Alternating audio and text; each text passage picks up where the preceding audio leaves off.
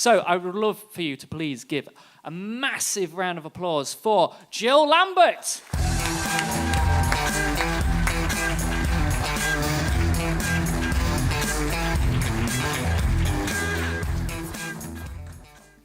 So tonight I'm going to talk about servicemen coming back from war and how they struggle to get back into civilian life and how their families struggle with that as well. And I'm going to talk about my own experience when my stepson Andy came home. So Operation Herrick is the code name under which British operations in the war in Afghanistan were conducted in 2002 to 2014. Andy was deployed to Afghanistan as part of Operation Herrick in 2008.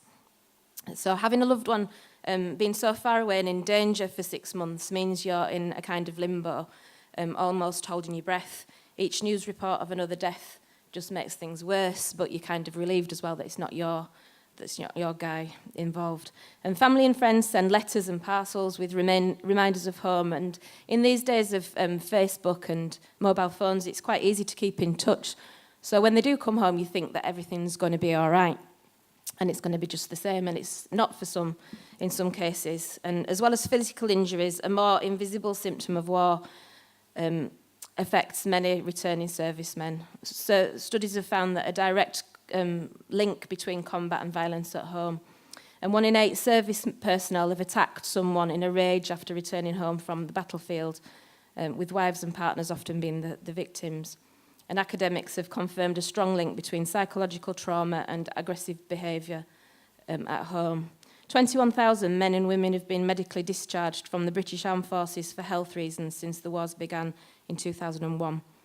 And based on previous studies, the charity Help for Heroes estimates 59,000 might develop a mental health problem.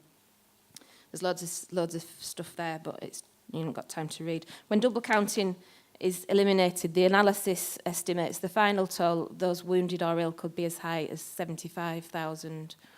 So the relief we felt when Andy came home was immense, feeling like we'd had a bit of a lucky escape.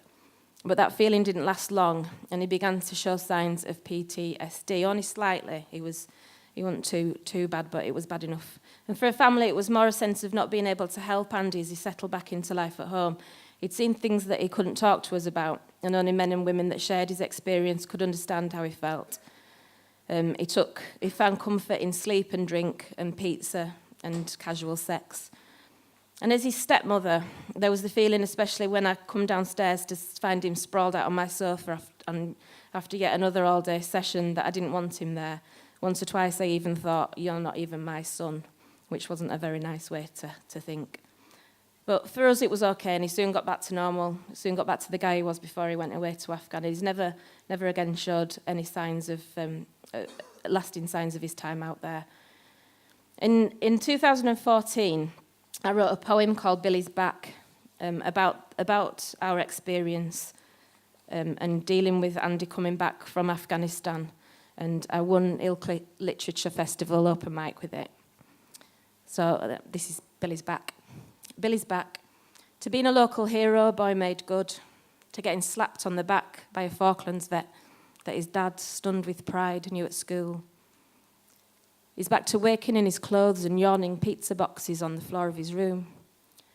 Back to his mum, overjoyed that he's back, while wishing at the same time that he'd leave.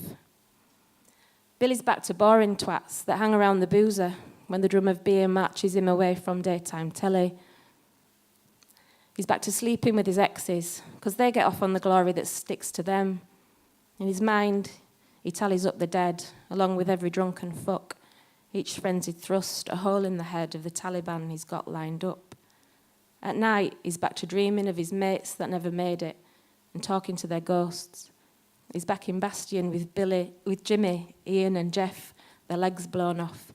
Taffy with his eye out and Nobby, always chatting shite. But now it's all Nobby can chat. Billy's back. To Fridays down the pub and Sunday roasts. Back to his mates' pissed up banter. Nights out after the footy and a shag, if he's lucky.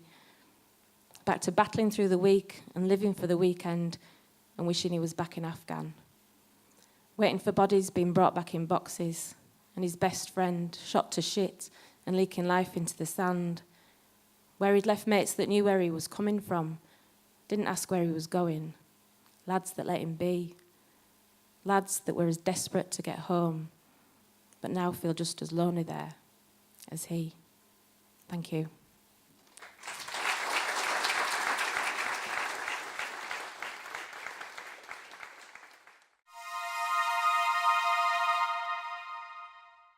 Thanks for watching. If you enjoyed this video, you can see others on the Bettakultcha YouTube channel. Subscribe now and you'll be notified when new ones are uploaded.